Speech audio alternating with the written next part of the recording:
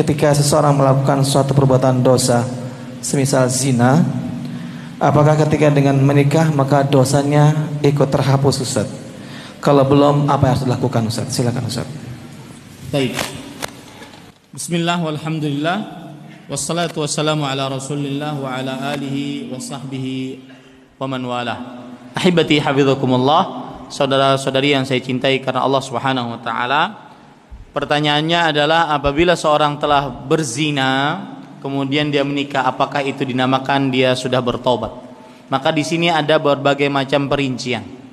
Sebelumnya saya ingin mengatakan, pertanyaan yang seperti ini sangat banyak. Jujur, saya punya grup WhatsApp khusus untuk perempuan, sudah ada 5 grup, dan 5 grup ini sudah full. Pertanyaan paling sering adalah pertanyaan tentang ini. Ustadz, kalau si fulanah sudah berzina, maka bagaimana cara bertobatnya?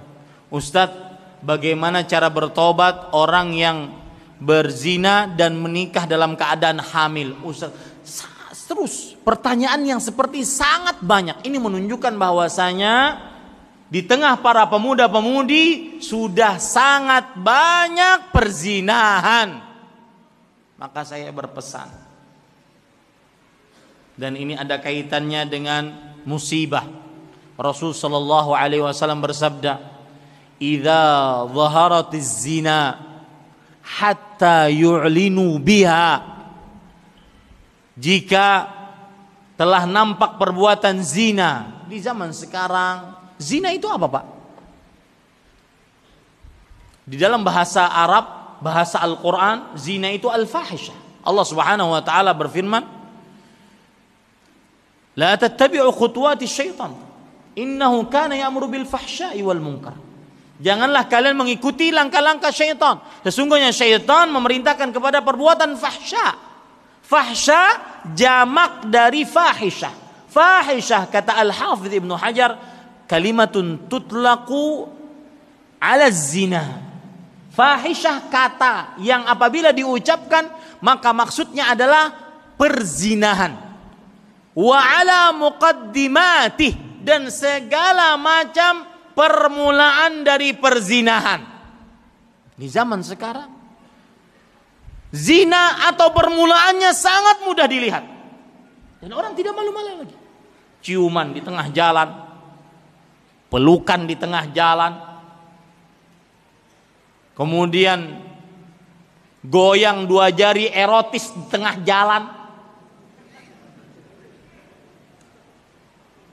ya, orang tidak malu-malu lagi. Itu adalah muqaddimatul fahisyah, pendahuluan zina. Maka hati-hati para ikhwah, ya.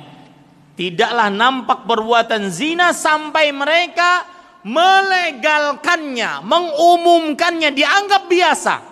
Illa ausyaqallahu an ya'ummahum bi'iqab. Melainkan Allah akan timpakan musibah yang merata kepada mereka. Kalau sudah datang musibah yang merata, dalam riwayat yang lain, Allah akan adzabahumul khassah wal 'ammah. Pelaku zinanya Allah akan timpakan siksa, dan juga orang-orang soleh yang tidak berzinanya akan kena. Tsumma yub'atsu 'ala niyatin. Kemudian di hari kiamat nanti akan dibangkitkan sesuai dengan niatnya. Hati-hati ini para ikhwan yang dirahmati oleh Allah Subhanahu wa taala. Maka itu satu, ya. Poin kedua, apabila seorang berzina maka tidak boleh dinikahi. Wanita yang telah berzina tidak boleh dinikahi kecuali dia bertobat. Berdasarkan surat An-Nur surat ke-24 ayat 3, Allah Subhanahu wa taala berfirman, "Az-zani la yankihuha illa zaniyatan aw musyrikah."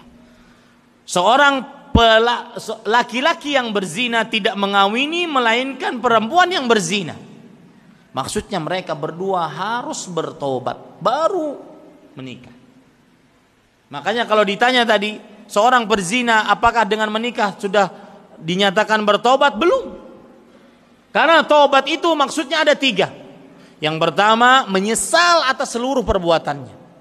Yang kedua, melepaskan dosa tersebut, tidak berzina lagi. Yang ketiga, yaitu bertekad untuk tidak melakukannya di kemudian hari. Itu yang kedua. Dia harus bertobat sebelum menikah. Yang ketiga, apabila laki-laki berzina kemudian dengan perempuan, kemudian perempuannya hamil, maka pendapat yang lebih kuat, haram wanita hamil dinikahi. Pernikahannya tidak sah. Kalau seandainya ada yang seperti itu, maka wajib diulang. Kalau tidak, dikhawatirkan dia berzina setiap waktu. Wajib diulang. Karena Rasulullah SAW bersabda, la tuta hamil. Seorang wanita hamil tidak boleh dinikahi. Lalu nasib anak-anaknya bagaimana, Ustaz? Nasib anak zinanya tidak boleh dinasabkan kepada bapak biologisnya, karena dia adalah anak zina. Dan ini menunjukkan buruknya perbuatan zina. Dan ini semestinya harus ditegaskan kepada kaum muslimin. Dan ini akan saya jelaskan nanti. Ada judul kajian kita, dosa yang dianggap biasa. Dosa-dosa besar dianggap biasa, termasuk dalamnya zina. Di zaman sekarang orang berzina, sebagian kaum entertain, para artis berzina, kemudian melakukan konferensi pers. Seakan-akan bangga berzina. Alhamdulillah. Hati-hati para ikhwan yang dirahmati oleh Allah Subhanahu wa taala. Maka apabila seseorang berzina dan wanitanya hamil, tidak boleh dinikahi sampai melahirkan. Setelah melahirkan baru dinikahi. Wallahu a'lam. Nah.